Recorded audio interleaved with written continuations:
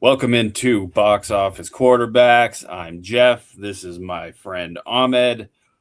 Ahmed, today we are talking about a movie that I loved very, very, very much, Spider-Man Brand New Day.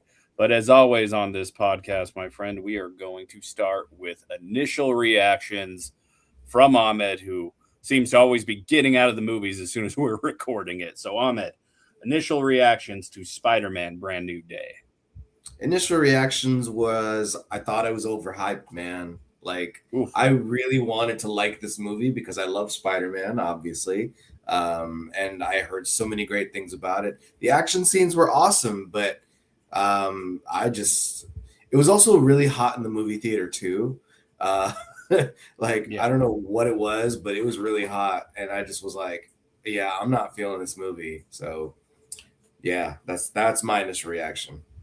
Well, yeah, we're definitely going to have a difference of opinion, but as someone whose air conditioner is currently out, I can tell you how uh, bad that feels to be in the heat for like several hours. But Hard to yeah, focus when you're dying of heat. yeah, exactly. It's not the greatest to process what's going on in front of you, but I really think that they righted the ship here, Ahmed. I think that they stripped down Peter Parker to his most basic levels. I think in the previous three John Watts directed Spider Man movies, they didn't really give Peter Parker the chance to shine on his own.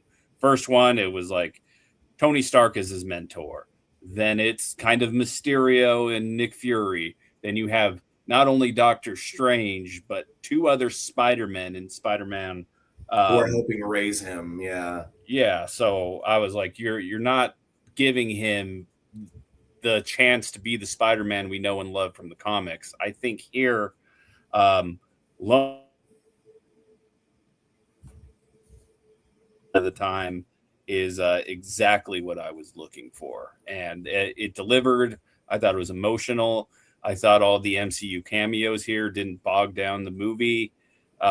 It's everything I wanted to see as a kid. Reminded me a lot of Spider-Man the animated series. I think so. You do have a good point. I'm not going to deny that. We finally see Peter Parker unlocking his true potential because Spider-Man, canonically, if I'm not mistaken, comic book nerds, you tell me, but if I'm not mistaken, Spider-Man is supposed to be the strongest Avenger.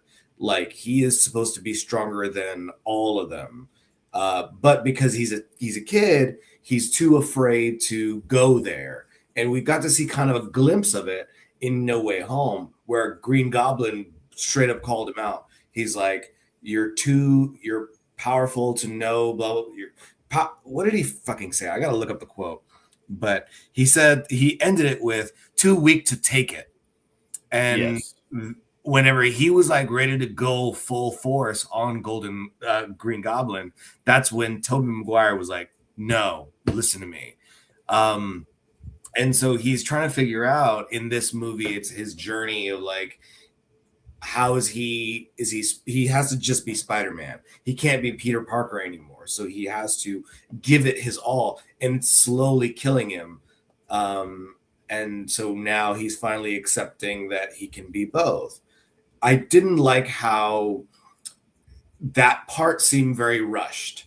You know what I mean? Like the whole movie, he's just been sad, and then like he just snaps out of it. Yeah, I mean, I think like it did take a while for him to realize what he needs to do to be a hero, and to I think the bottom line of this movie is he doesn't have to be alone in fighting Yeah, crime, and I really like that message at the end of the day. Like Ned and MJ forgot who he was. He lost Aunt May, but he let himself wallow in sorrow for 4 years, and he really just threw himself into his work. being Spider-Man. And at the end of this movie, he realizes he does need to be around people, whether that be Detective Jean DeWolf, who was telling him the same thing, who I loved in this movie, by the way. Oh, she Um, did such a fantastic job. yeah. You're right. He is by himself. He's throwing himself into his work. This is the quote, by the way: "Strong enough to have it all, too weak to take it." Yeah. Because he's right. He could, but he's so fixated on people around him getting hurt, which it's natural, of course, but he needs to know, and I think sometimes we all need to hear it. You're not alone. You are loved. And whenever he has to kind of say that to the villain in this movie, where she's like, I don't have anybody, he's like, you've got me. That is textbook Spider-Man, Peter Parker behavior. Yeah. But and I guess I just, huh? Yeah, oh yeah, go ahead. I said we could get into that part of it too whenever you want. Yeah, let's jump it because that was the other thing. It was like, I'm sorry, did I come to see Spider-Man or am I watching Jean fucking Grey? And that was the part that broke me because I'm sorry, but this is going to be my hot take. Let's swivel for just a minute. Hollywood reporters, journalists, quit giving away the spoilers, and fans, stop it with the theories. You're ruining it. Let us just have our moment. So, Yeah. like, they're like, oh, it's Jean Grey. Like, oh, yeah. Wasn't everybody kind of saying that? So there was no, like, moment for me. I knew going in, it was spoiled for me. Like, hey, here's a rant for you. Like, Facebook, Twitter, anything, you mute these words on there because you feel like it's going to be Jean Grey. It ends up being her. It was spoiled for me probably 15 minutes before I saw the movie. Even though I kind of figured it was going to be Jean Grey going into this, I Yeah. still like the character a lot. Like, they made Jean actually pretty scary, like for the first half of this movie. And had you not known it was Jean Grey going into this, you wouldn't have known who the villain was. You would have been like playing a guessing game. I never would have guessed Jean Grey if I Yeah. didn't know, with all the theories that Ahmed was talking about, what we landed on. So, with that said, I loved the scene with her and May in Peter's mind towards the end of the movie.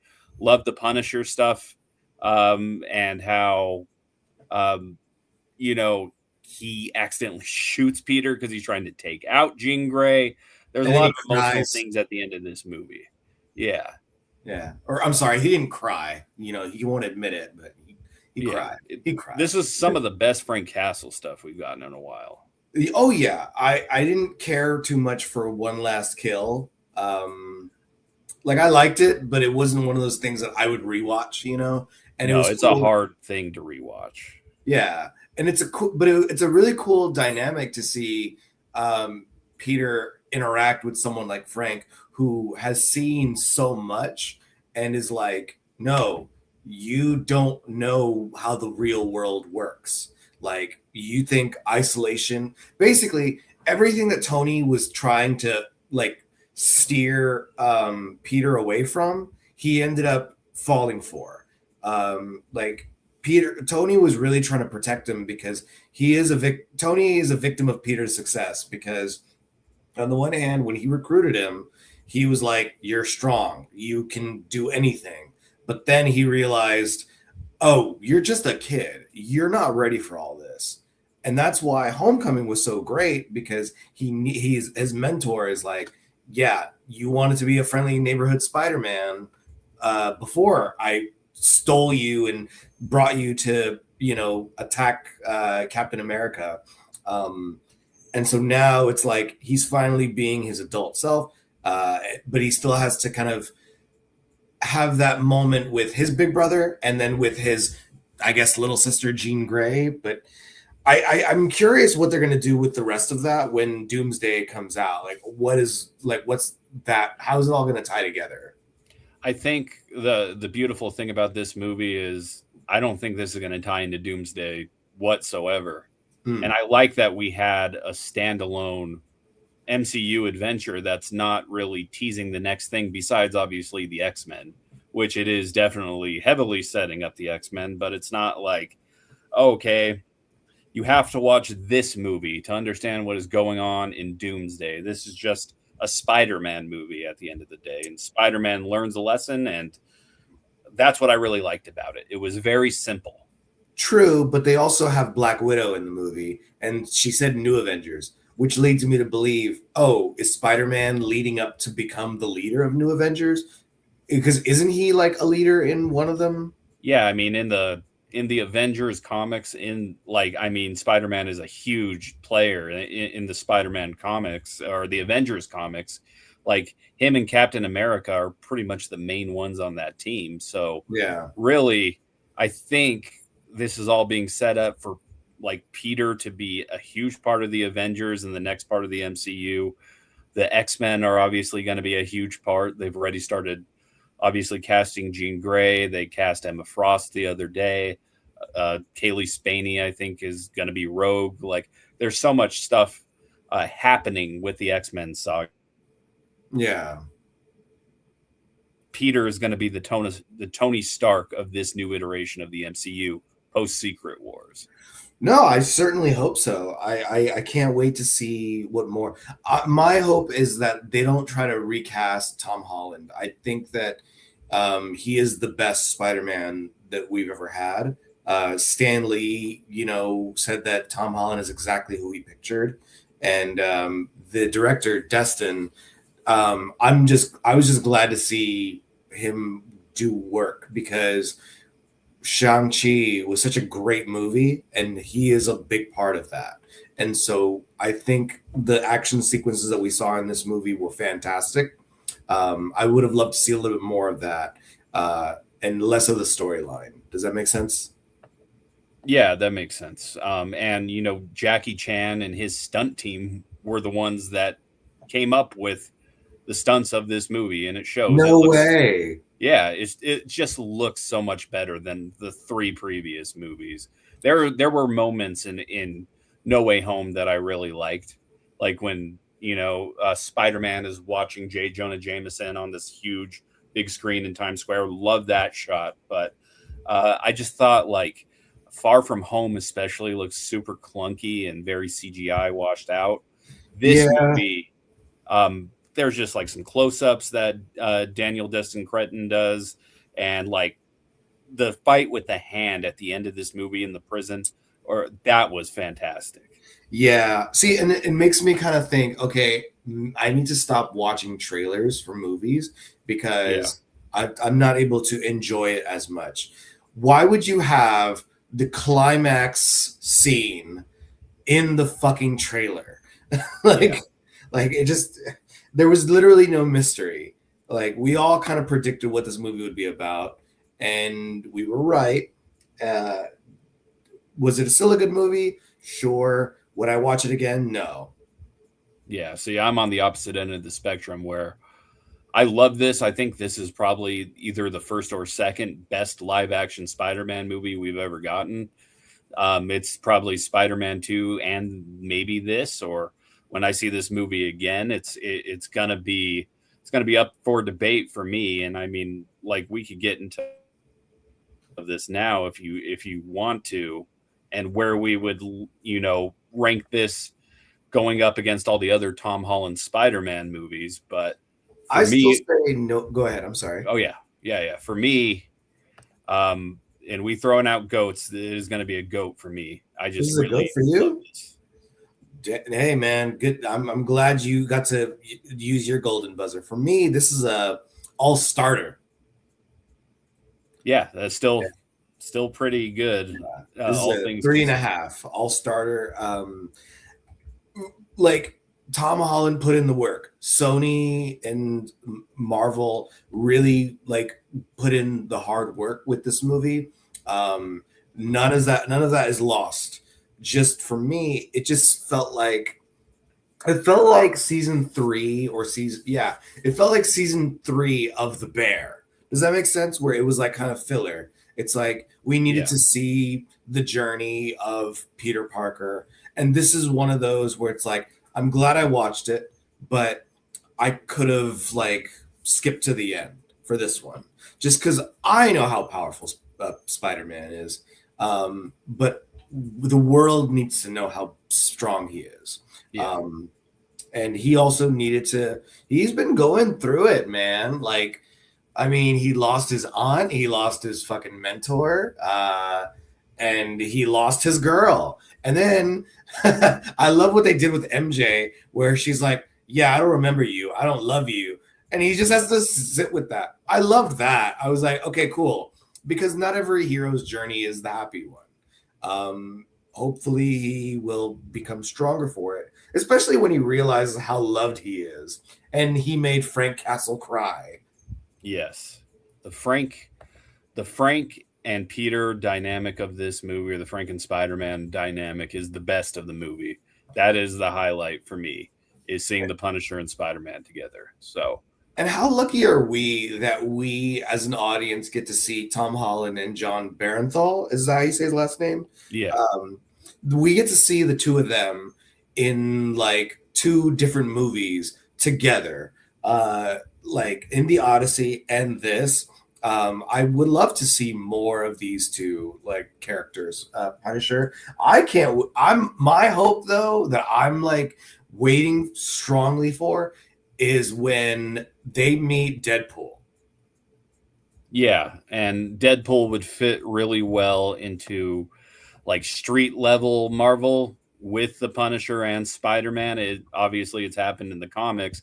Deadpool has met a lot of different heroes, even Batman in the DC. So, he could definitely be a foil to Frank in a pretty hilarious way. But I hear you, but at the same time, I feel like Ryan Reynolds as Deadpool, like canonically, the whole thing, because they're both military trained men who have been, disillusioned by society and everything like that. I feel like Frank would have sort of like a love-hate relationship with him, where on the one hand he respects him, but at the same time he'd be like, just shut the fuck up. And yes.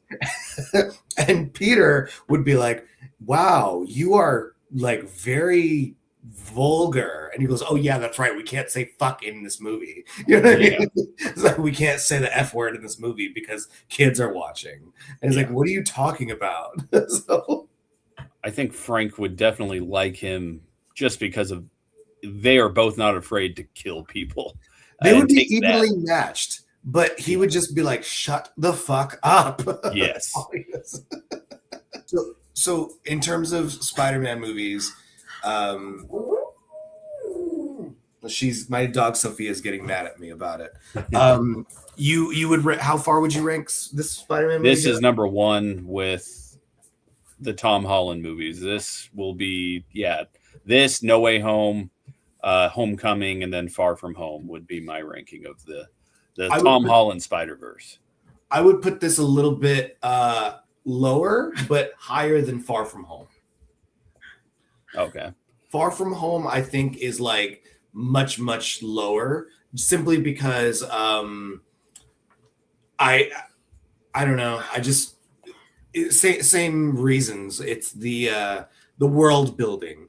I love the journey, but I want the finished product. I don't like watching the documentary of how it's made. Does that make sense? Yeah. I would say Far From Home is last for me, just because stop taking Spider-Man out of New York City. Yes. I hate that. I just hated that aspect of it. Yeah.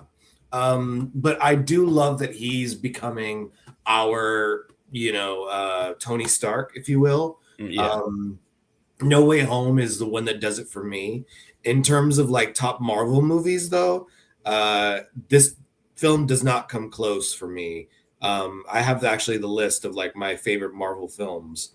I would say Civil War is Civil War. Yeah, Civil War, then No Way Home, and Deadpool and Wolverine. Yeah. And then, of course, Iron Man and Black Panther, of course. But Deadpool and Wolverine was just so funny, stupid, and entertaining. And the reason why Black Panther is a little bit lower is because I kind of agree with Killmonger. And then in the end of the movie, they're like, oh, yeah, we're going to do what Killmonger said we should do in the first place, even though he's fucking dead. Yeah. Yeah, it's Black Panther is definitely, it is a classic. I do have some like it's not in my top like first 5 movies, that's for sure. Mine is Endgame, and then it would be the original Guardians of the Galaxy, and then this. I gotta think about it though. I really gotta think about it. Yeah. Well, tell I us. like Civil War, and I Yeah. will agree with you. I do actually like Civil War better than I like the Winter Soldier, which is a hot take. So. Winter Soldier is like very, very low on my list, which I also haven't seen. So it's not fair for me to say that. But I'm sorry, but the whole Bucky thing, like, why does like this? They quit trying to make Bucky happen for me. It's kind of I like love Bucky. no, and I Yeah. get it. It's the same thing with Loki. Everyone loves Loki, and I'm like, I don't give a shit. Yeah. Yeah, but I want to hear from viewers. I want people to tell us what is your favorite Marvel movie. Yeah. What are your thoughts? Am I wrong in this? See, and that's why we do it, so we can have a difference of opinion. We don't agree with each other all the time, contrary to popular belief. We tell you if we like Jeff and I have like thrown chairs at each other, virtually, but they still hurt. Yes. I was like, man, Ahmed's really going to hurt me today with his assessment of this, but that's why we do it, so we can stay objective and damn straight, see the other side of it. But anything else you want to add, Ahmed, about Spider-Man Brand New Day? I keep them coming. I can't wait to see more projects. I'll let them cook is what I will say. Yes.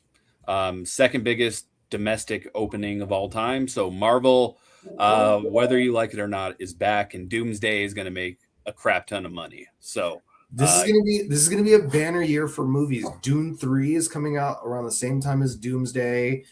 We've already had the Odyssey.